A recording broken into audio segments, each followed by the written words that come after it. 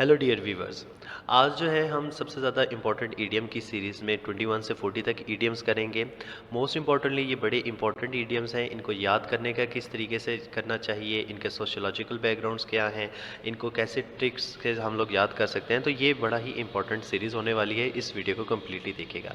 सबसे पहले तो मैं आप लोगों को बता दूँ, पिछली वीडियो में मैंने आप लोगों को, जिसमें हमने 1 से 20 तक डिस्कस किए हैं, उसके अंदर मैंने आपको ऑलरेडी बताया है कि सोशियोलॉजिकल बैकग्राउंड से भी याद किया जा सकता है, उनके पीछे की एक हिस्ट्री होती है, आप उसको लाजमी देखिए। जैसे कि हम लोग अगर फॉर एग्जांपल बात करते हैं कि कैट्स एंड डॉग्स, जब बहुत ज़्यादा बारिश हो रही होती है, हैविली रेन हो रही होती है, तो हम उसे कहते हैं it's raining cats and dogs. अब कैट्स एंड डॉग्स जो हैं वो कहाँ से इडियम आया है? वो पुराने ज़माने में क्या होता था कि जिस तरीके से आपको पता है घर जो हैं वो थोड़े वर्टिकल बनाए जाते थे, और उसके ऊपर जो घर की जो कंस्ट्रक्शन होती थी, जो उसका रूफ टॉप होता था, वो कंक्रीट के नहीं बने होते थे बल्कि घास फूस के बने होते थे।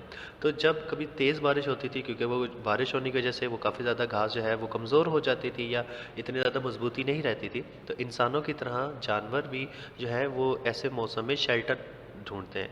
तो क्या होता था कि वो जब शेल्टर ढूंढने के लिए किसी के घर के रूफ टॉप पर आ जाते थे, तो कुछ उनके बोझ की वजह से और कुछ बारिश की वजह से वो रूफ टॉप टूट जाती थी, और वो घरों के अंदर, इंग्लैंड के अंदर जो ये जहाँ का ये ईडियम है, वहाँ से ये जो है रूफ टॉप से वो बारिश के साथ साथ वो कैट्स या डॉग्स भी उनके घरों के अंदर गिर जाते थे। तो वहाँ से ये ईडियम जो है वो बड़ा ही फेमस हुआ कि इतनी शदीद बारिश हो रही है कि कैट्स एंड डॉग्स भी बारिश के साथ आ रहे हैं, तो वहाँ से ये एक इडियम बन गया कैट्स एंड डॉग। या इसके एक दूसरा भी एक कहानी ये कही जाती है कि जब, क्योंकि बहुत ज़्यादा बारिश होती है, तो उसके साथ जो क्या होता है कि जितने भी कैट्स एंड डॉग्स हैं वो, उनको कोई शेल्टर नहीं मिलता, तो वो उसके अंदर डूब जाते हैं, यानी कि जब थोड़ा सा सैलाबी कैफियत आ जाती है, तो जब सुबह के टाइम उनके डूबने की वजह से वो किसी सड़क के किनारे मुर्दा पाए जाते थे या ऐसा लोग देखते थे, तो वहाँ से भी लोगों ने ये कहना शुरू कर दिया कि यार इतनी शदीद बारिश हुई है कि जो है ना वो कैट्स एंड डॉग्स हैं उनकी भी जो है वो डेथ हो गई। तो वहाँ से भी लोगों ने एक ईडियम इसको बनाया, यानी स्टोरीज डिफरेंट हैं, अब उसके पीछे की स्टोरीज़ को देखना है। वहाँ से चाहे वो घर वाली हो जिस, या वो जो है वो फ्लड वाली हो, तो दोनों का बैकग्राउंड याद करने से आपको पता चल जाएगा कि कैट्स एंड डॉग्स का मतलब होता है बहुत शदीद बारिश होना।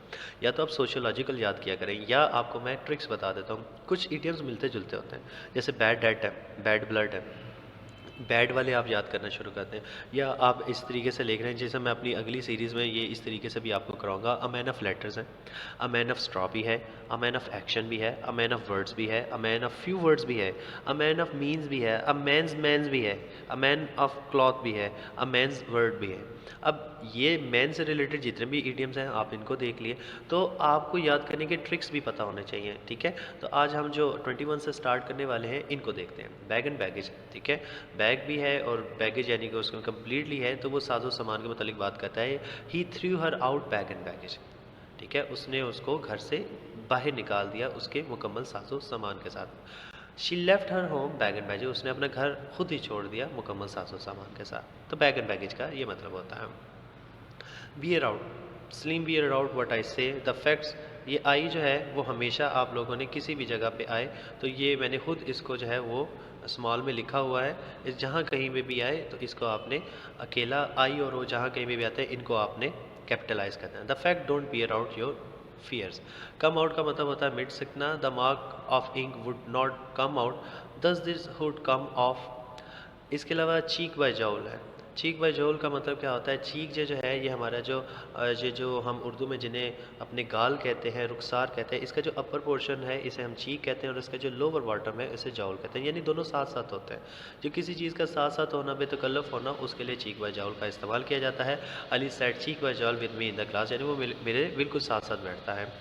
Everyone lives cheek by jowl in a joint family system, और ये भी एक सेंटेंस बनाया जा सकता है। Cry for the moon, cry for the moon हम वहाँ पे इस्तेमाल करते हैं जहाँ हम किसी नामुमकिन चीज़ की ख्वाहिश रखते हैं, ऐसी चीज़ जो अनअटेनेबल हो, ऐसी चीज़ जिसको हम हासिल ना कर सकते, फजूल उसकी कोशिश करें। जैसे कि passing exams without hard work, ठीक है। Passing exam without hard work is like to cry for the moon.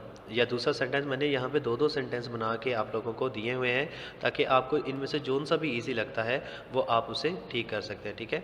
Hard work जो है उसके साथ हम लोग जो है हाइफन लगाएंगे। If you do not work hard for this job then it will be only a cry for the moon. अगर इस काम के लिए तुम जो है वो जॉब के लिए सख्त मेहनत नहीं करोगे, तो तुम एक नामुमकिन चीज़ की ख्वाहिश कर रहे हो जो अनअटेनेबल है। कास्टिंग वोट ऐसा वोट होता है जो डिसाइडिंग कर देता है, जो फैसला कर देता है कि अब ये क्या होगा। The casting vote resulted in our victory, ठीक है। The casting vote decided the fate of the culprit. तो ये भी जो है हम जो है वो उसका इस्तेमाल करते हैं कास्टिंग वोट का, डिसाइडिंग वोट जिसे हम लोग कहते हैं। कम बाय का मतलब हासिल करना है, study work is a hard to come by in the economy, Hamza manage to come by some tickets to Lahore. Call in का मतलब होता है मदद के लिए बुला देना, हेल्प के लिए बुलाना। Please call in the police at the worse, he call in the computer expert for his help. तो ये कॉल इन का मतलब है। क्रोकोडाइल टीयर का मतलब होता है झूठ मूठ का रोना, झूठ मूठ के आंसू, ठीक है।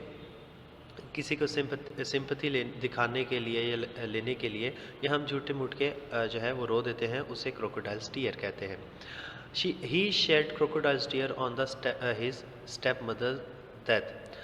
तो यहाँ पे अपोस्ट्रॉफी भी हम लोग लगाएंगे, मदर्स डेथ। अब यहाँ पे वो क्या कह रहा है कि वो अपनी सौतेली माँ की वफ़ात पर जो है वो झूठ मूठ का रो रहा है, यानी एक्चुअल नहीं रो रहा, तो वो उसके लिए क्रोकोडाइल्स टीयर का इस्तेमाल। Politician shed crocodiles tear to gain sympathy, ये भी जो है पॉलिटिशियंस जो है वो उनके मुतालिक भी बिल्कुल एग्जैक्टली यहाँ पे एक सेंटेंस लिखा हुआ है। क्राई ऑफ का मतलब होता है वादा खिलाफी करना। The person who cry off has no religion, he try to cry off after swearing on the good book. Good book से मुराद है मुक़द्दस किताब। तो हम यहाँ पे इसका भी देख सकते हैं। ये 21 से 30 तक हम लोगों को यहाँ पे हमने डिस्कस कर लिए। अब 31 से 40 तक का देखते हैं। कम अक्रॉस का मतलब होता है सामना करना। The man had never come across a failure, we really come across big names. तो यहाँ पे आप उसे लिख भी सकते हैं कि जो आदमी होते हैं वो फेलियर का सामना जो है वो कभी भी नहीं करते, वो डिटर्मिन्ड होते हैं वो सक्सेस हासिल करने के लिए। या हम इसे कह सकते हैं we really come across big name, यानी कि बड़े लोगों से हमारा कम ही सामना होता है।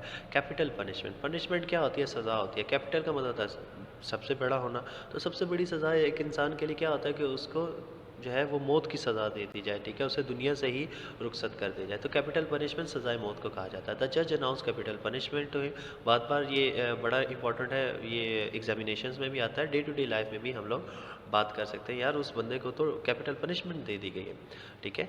The lawyer argued in the favour of the capital punishment. तो ये भी एक हमारे पास एक सेंटेंस बन सकता है। दोनों में से जो इजी लगे आप उसे याद कर लीजिएगा।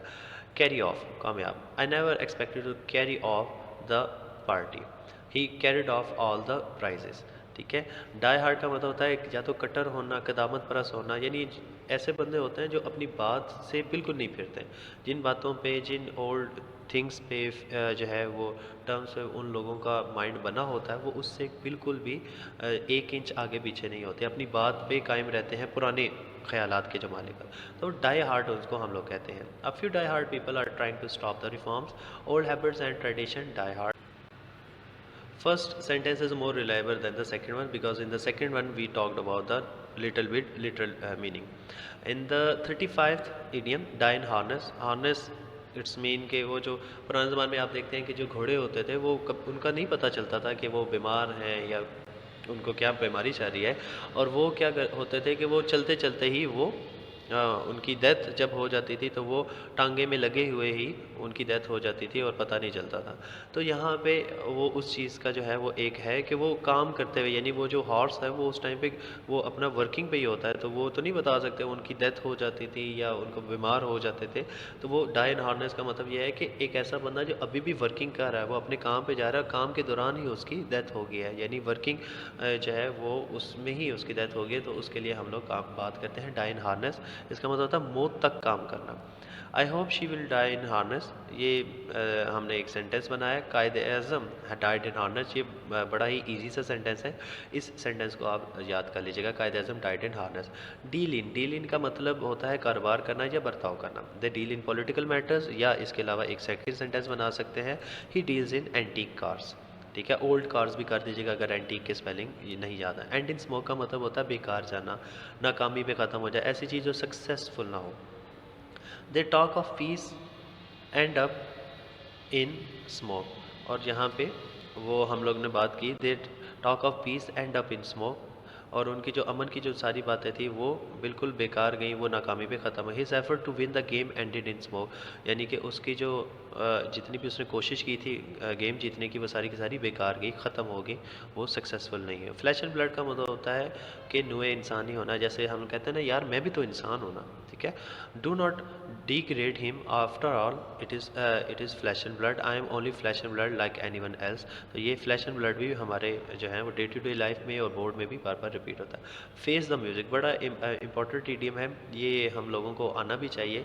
गलती का खमियाजा भुगतना, या कोई भी आपने जो गलती की है उसके जो है ना वो कॉन्सिक्वेंसेज भुगतने पड़े, तो उसके लिए कहते हैं face the music. If you will not pass the exam you will have to face the music, if you have done something wrong you have to face the music.